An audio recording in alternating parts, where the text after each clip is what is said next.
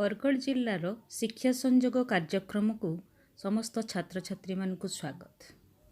आमर विषय नवम श्रेणीर जीवविज्ञान पाठ जीवकोश एवं आमे माने पूर्व श्रेणी रे कोश अंगिका संपर्क रे पढ़िथिले। एही क्रम रे आमे अंतःप्ररस जालिका गोल्गी बॉडी राइबोसोम एवं माइटोकॉन्ड्रिया उपरे शिक्षा ग्रहण करिछे। आशा तमे माने बुझीबाकू चेष्टा करिथिबो एवं गृह कार्य सबू करिथिबो।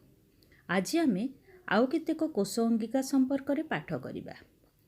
प्रथमे हेउची रसधानी। रसधानी गोटिए आवरण द्वारा आवृत। एथिरे नाना प्रकार तरल पदार्थ एवं एंजाइम रही थाए। यह समस्त उद्भिद एवं आदि प्राणी ठारे देखा जाए। प्रायतः अन्य कोनोसी प्राणी ठारे यह देखा जाए नहीं। आदि प्राणी ठारे देखा जाउथवा रसधानी दुई प्रकार, यथा संकोच रसधानी बा कॉन्ट्रैक्टाइल वैक्यूल।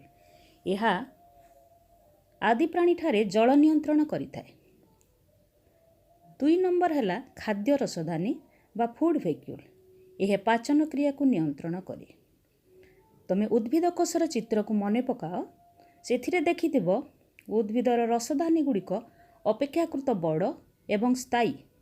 एगुड़िक कोशर स्फीति और दृढ़ता जोगाई थाए। एथर आस पढ़िबा लाइसोजोम संपर्क रे। लाइसोजोम यह मध्य एक झिल्ली द्वारा आवृत कोश अंगिका। एथिरे अनेक गुड़िए पाचक रस बा एंजाइम रही थाए। एगुड़िक मुख्यतः प्राणी कोशरे रही थाए। एगुड़िकर सृष्टि अमसृण एंडोप्लाज्मिक रेटिकुलम बा आरईआर रे संश्लिष्ट राइबोसोम रु तैयारी एंजाइम गुड़िक द्वारा गोल्गी बॉडी देई हेइथाए। तमे माने चित्र देखि ए संपर्क रे धारणा करि परिबो। लाइसोजोम रो कार्य। एथिरे थिबा पाचक एंजाइम गुड़िक जीवकोश रे थिबा विभिन्न जैविक अणुर पचन घटाई थांती। एणु एहाकू कोशर पाचक थली मध्य कुहा जाए। द्वितीय, एहा क्षतकोश मृतकोश बा सेमानंकर अंगिका गुड़िकर पाचन क्रिया करुथिबारु एमानकु आत्मघाती थली मध्य कुहा जाए। अर्थात एहा निजे विभिन्न कोश रे मिसी जाई कोश को नष्ट करिथाए। तेणु एहाकु आत्मघाती थली मध्य कुहा जाए।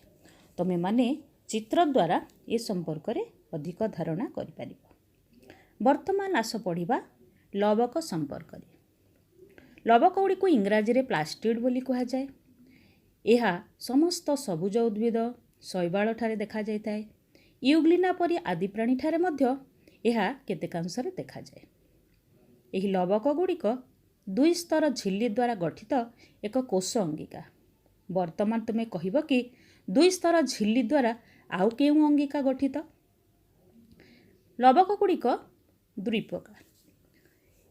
वर्णहीन लवक बा ल्यूकोप्लास्ट। यह वर्णहीन एवं प्रायतः उद्भिदर मूल और कांडरे रही थाए।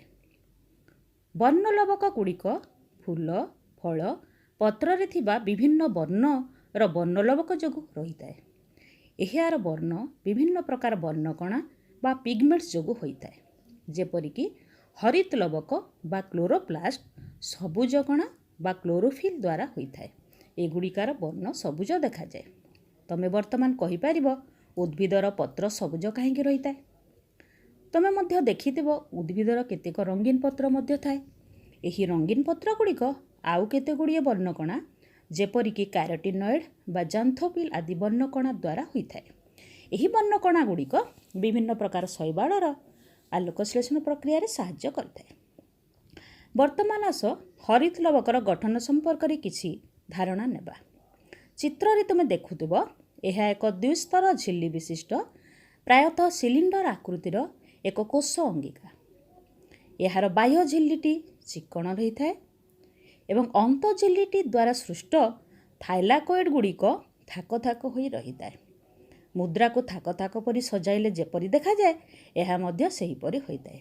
यहाकू ग्राना कुहा जाए। ग्रानार थाक गुड़िक परस्पर सह कोश झिल्ली द्वारा संपृक्त रही थाए।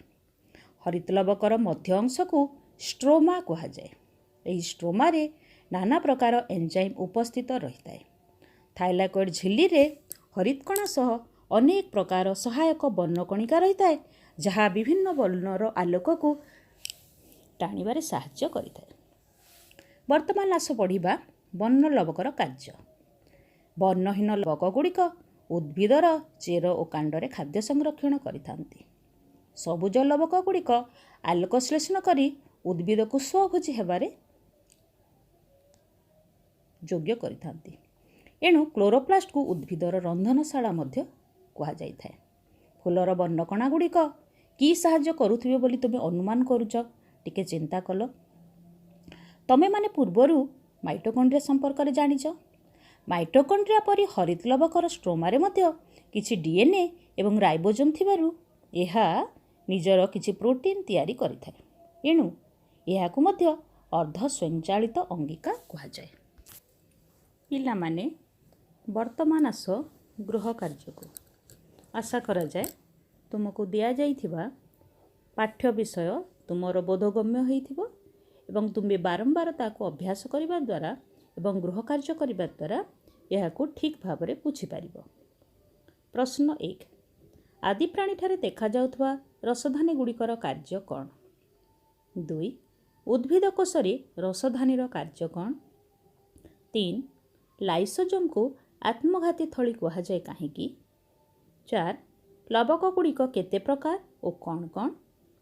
5 हरितकणा बा क्लोरोफिल कौन यह केउठारे थाए? 6 उद्भिद गुड़िक स्वभोजी किपरि? 7 हरित लवक को अर्ध स्वयंचालित अंगिका कहा जाए काहेकि? 8 हरित लवकर नामांकित चित्र अंकन कर। छात्र छात्री माने आशा करा जाए एही कोश अंगिका गुड़िक विषय रे तुमे सठिक धारणा पाइथिबो। धन्यवाद।